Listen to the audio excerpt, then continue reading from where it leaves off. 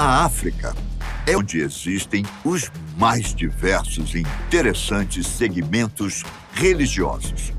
Boa parte deles está relacionada ao Vodou, uma tradição religiosa baseada nos ancestrais dos povos daomeanos, que vivem nas regiões de Togo, Benin e também na Nigéria. Uma das expressões locais mais fortes pode ser vista nos rituais que apresentam os zangbetos, estruturas cônicas feitas com armações de palha que praticam danças ritualísticas sob o som produzido por gongbos e ganqueques. O mais interessante nisso tudo, porém, é que dentro dessas estruturas não há ninguém. Ou seja, elas seriam movimentadas pelos espíritos responsáveis pelo surgimento e pela proteção daquele povo. Seriam os zangbetos figuras de alguma magia? Personagens do vodou africano?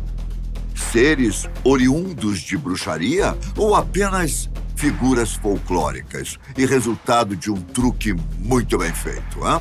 Olá, eu sou Ivan Lima e este é o canal Fatos Desconhecidos. E como sempre, é um prazer receber você aqui. Hoje vamos conhecer um pouco mais sobre essas figuras chamadas Zangbeto, da religião Yorubá, que está associado ao vodou africano. Mas antes, vamos explorar a história do vodou e de como ele surgiu, para então entrarmos no terreno dos Zangbetos. O vodou ou vodum africano é uma religião tradicional da costa da África Ocidental, principalmente em Nigéria, Benin, Togo e Gana. Trata-se de uma doutrina que tem um sincretismo com o cristianismo e com as religiões indígenas africanas, que englobam manifestações culturais, religiosas e espirituais, as quais envolvem uma série de crenças mitológicas, como, por exemplo, berbere, egípcia, akan, fon, iorubá, bambuti, maasai, zulu e várias outras. Voodoo é o termo daomeano da cultura Gegefon para a palavra espírito e se distingue parcialmente das religiões animistas tradicionais que são pregadas em outras regiões da África.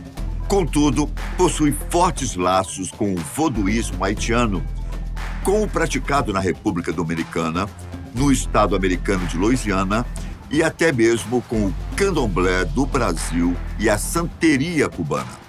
Assim como o surgimento oficial da religião, esse laço foi formado durante a diáspora africana, nome dado ao fenômeno histórico e sociocultural ocorrido durante a imigração forçada de negros africanos para o Novo Mundo, para fins mercantis, escravagistas. Fato que é, aliás, uma parte horrível da história da humanidade, diga-se de passagem. Estima-se que hoje há mais de 7 milhões de praticantes do vodou, sendo que 4,5 milhões de seguidores estão em Benin, na costa ocidental da África, ou seja, 60% da população do país. Mas é nos países africanos onde esta religião tem mais força, principalmente nos seus rituais tradicionais. Entre eles está o misterioso ritual dos Zangbetos. Mas onde está o verdadeiro mistério desse ritual? É o que você passará a ver a partir de agora. Os Zangbetos, ou Zambetos, são figuras que representam os guardiões da noite na religião vodou. A palavra, contudo, significa caçador da noite, conforme citou o escritor Stuart Butler em seu livro sobre Benin, de 2006.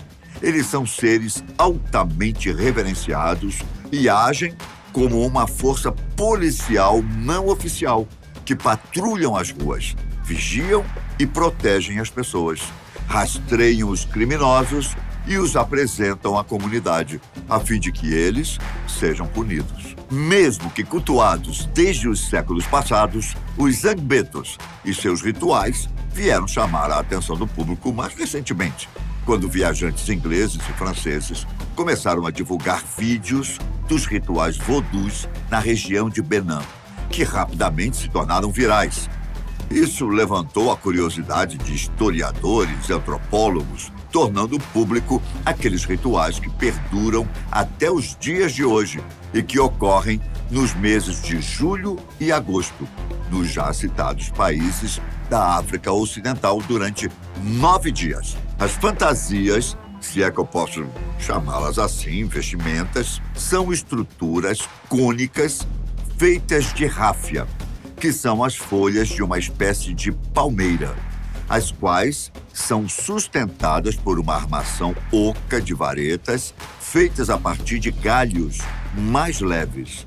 Depois de secas, são montadas em seu estado natural e outras são tingidas com cores diferentes, o que confere ao ritual um espetáculo colorido e indiscutivelmente atraente.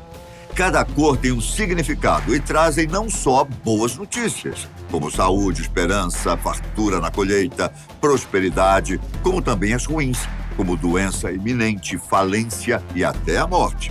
O ritual é acompanhado por dezenas de pessoas e geralmente acontece em plena luz do dia. Os zangbetos correm e dançam, quase sempre de forma frenética, rodando em seu próprio eixo sob os sons produzidos pelos tambores, ao mesmo tempo que emitem sons guturais. E à primeira vista são estruturas vazias. Elas são erguidas, viradas de lado e até incendiadas por outros participantes dos rituais de forma deliberada, os Gebetoves, a fim de mostrarem que realmente não há ninguém em seu interior. Pelo contrário, dentro daquela estrutura cônica de palha estariam espíritos evocados pelos sacerdotes ou zangãs, que são os únicos que têm poder para controlá-los. Durante as performances, também é muito difícil ver qualquer sinal de que tem alguém lá dentro, como pernas e braços, o que aumenta ainda mais o mistério por trás dos zangbetos. Curiosamente, ao retornarem à estrutura para a posição vertical, um dos sacerdotes bate com a mão sobre a palha, diz alguma coisa e imediatamente ela começa a se mover novamente. Os zangãs chamam os espíritos por nomes próprios, como o Zanrolu, o Zambeto líder, que surge somente em ocasiões especiais. Os Atarros, os mais comuns entre eles, que dançam e fazem as performances mais extravagantes. Os Oro-Atarros, que seriam os filhos dos Atarros.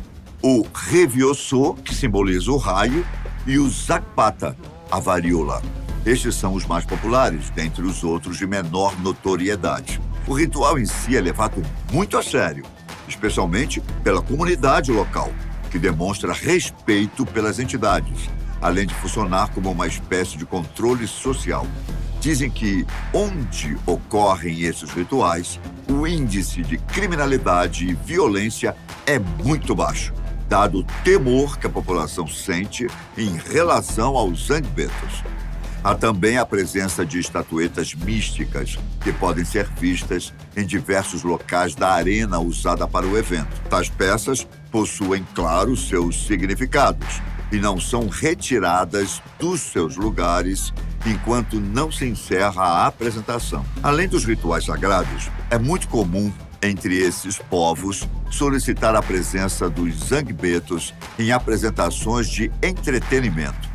Só que nessas apresentações, e sob o conhecimento de todos, aparecem normalmente 3 ou 4 homens que se vestem com os trajes míticos, somente com a intenção de distrair os convidados. São chamados também para cerimônias funerais, mas notoriamente são pessoas que se vestem para representar as figuras místicas. Quanto ao seu surgimento, há diferentes histórias. A mitológica diz que os zangbetos têm origem no Egum, ou Ogu, que é um subgrupo dos Yorubás.